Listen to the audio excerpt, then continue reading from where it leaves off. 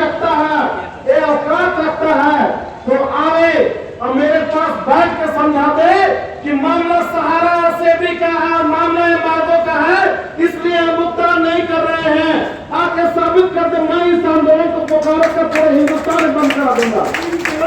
जिंदाबाद। अगर है औकात तो आकर मेरे सामने बैठे और मुझसे बात करे, हमसे नहीं करे। बात बैठा हुआ अनिल सुब्रत राय का यहाँ पे पूरा कोठी लेकर भैया बात करें। हमारे जो लोग हैं जिसको पसंद करता है, चाहे वो नीरज शर्मा हो, कुशवाहा जी हो, अनिल सिंह हो, या हमारे शुक्ला जी हो, या बरामती भूषण जी हो, जो पटना जिला के हुए औकात है किसी का दम आगे साबित कर दे।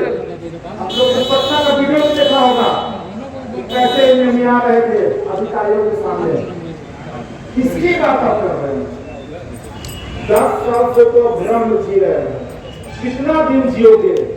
इस भ्रम की स्थिति में आप ही के बीच के हमारे ही बहन, हमारे ही भाई, हजारों लोग आज आत्महत्या कर लिए इसी भ्रम भ्रांति के, इसी चाटुकर्ता के चलते। और ये अधिकारी उनके